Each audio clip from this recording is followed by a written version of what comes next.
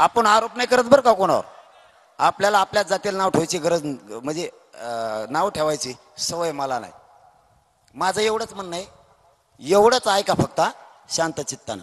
माझं एवढंच म्हणणं आहे, मी मराठ्याचा लढा लढिलाच नसता, तुम्ही नीट लढिला असतात. तुम्ही जर लढा व्यवस्थित लढिला असता तर मला लढायची गरजच पडली नसती. का सांगतोय मी हे? एक दोन अभ्यासकांना मी खपानाच, आरक्षणाचे अभ्यासक आणि 2-3 समन्वयक. हे समन्वयक पदे कुठून आणलंय, कुणी आणलंय, कशा काय माहिती डोक्याला ताण. त्यांना मी पत्नीच पडा नाही, कारण त्यांचं दुकान बंद झालं, नोटा गोळा करायचं. त्यांना कोणी इचारी ना. बरं मी काय करू त्याला? मी इचार म्हणतोय बा, सगळ्याला म्हणतो त्याला इचारी जा, तरी लोक विचारत मी काय करू? मी काय करू? मग काय चूक आहे? मी जर म्हणलो असतो बा त्यांना विचारू नका, मग ठीक आहे बा, मराठीला उद्यापासून सांगतो कडाला घेऊन हिंडावं त्यांना. पण आता समाज तुम्हाला जवळच करेन, मी त्याला काय करू? तुम्ही मस्त अभ्यासक आहे, सगळं खरं आहे. तुम्ही इमानदारीने केलं असतं तर तुम्हाला मिळालं असतं. काही अभ्यासक ताकदीन आपल्या पाठीशी, त्यांना काय नको, मान नको, पान नको, काय नको. काही समन्वयक सुद्धा आहेत की ते ताकदीनं माग आहेत, त्यांना मान नको, पान नको, काय. पण काही दुकानं बंद पडलेले दुकानदार आहे, त्यांना ते आंदोलन म्हणलं ते खुश व्हायचे. माल काढायला मिळत होतं वाटतं म्हणतो बरं का मी.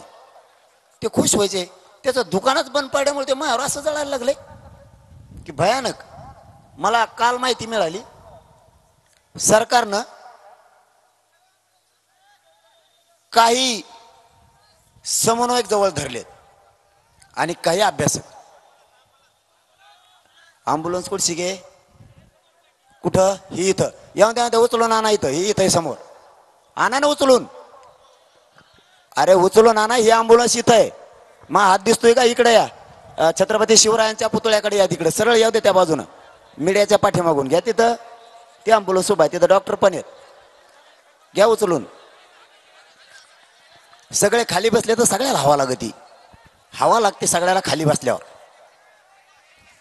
उभा राहिल्यामुळं हवा लागत नाही. हा न्या ए बाकीच्या बाजू सरकार पोरो उलसिक रस्ता करा त्यांना, सगळे उठू नका.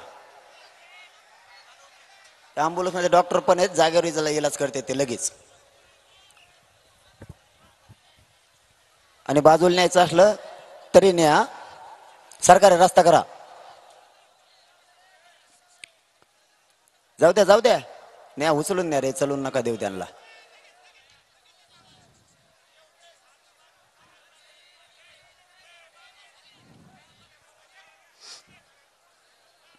उचलून न्या, मधले रस्ता सोडा ना.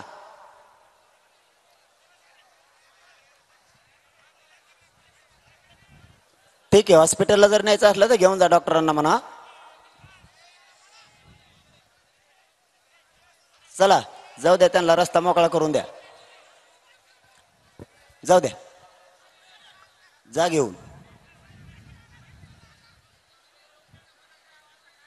सरकारनं पुन्हा 1-2-3 दिवसापूर्वी पूर्वी डाव रचला, यांना जवळ करून काहीतरी आता पत्रकार परिषदा काहीतरी घेऊन पुन्हा काहीतरी सापडून आणायचं आणि बोलायला लावायचं. आता मला आज 12 वाजेपर्यंत त्यांचे नाव येणार होते, पण नाही आले. मी बी आली ती आले तर बघू कोण कोण आहेत, काय व त्यांचं काय दुखायला लागलंय, मला मिळ लागा ना. पण आता मात्र पत्रकार परिषद घेतल्यावर माहिती होऊन येत कोण आहेत ती. पण मात्र एक लक्षात ठेवा, तुम्ही मराठा जातीचे आहेत हे विसरू नका. सरकारच्या बाजूला जाऊन जातीचं वाटोळं करू नका, नाही तर तुम्हाला आता समाजाला सामोरं जावं लागणार आहे. आता आम्हाला सुद्धा पर्याय नाही. तुम्ही बार बार सरकारच्या सुपाऱ्या घेऊन मध्ये मध्ये येणार. आम्हाला आमची जात सुधारायची. आमची सगळ्यांना विनंती आहे की आमचं आरक्षण हक्काचं द्या, काय व्हायचं ते होऊ द्या. मला पत्रकार बांधवांनी मोगा प्रश्न विचारला, एवढी आलोट गर्दी जमली, सगळे रस्ते ब्लॉक झालेत, हे झालेले ब्लॉक रस्ते ही स्वतःच्या मुलाच्या न्यायासाठीची गर्दी आहे. प्रत्येकाला वाटतं माझ्या लेकराला न्याय मिळाला पाहिजे. आज या बीड जिल्ह्याच्या साक्षीने सांगतो, महाराष्ट्रातल्या सगळ्या मराठा समाजालाही सांगतो, मराठ्यांना ओबीसीतून आरक्षण मिळवून दिल्याशिवाय मी एक इंच माग हटत नाही. शब्द आहे माझा, तुम्हाला काळजी करू नका. सरकारने मला उघडं पाडायचं ठरवलंय.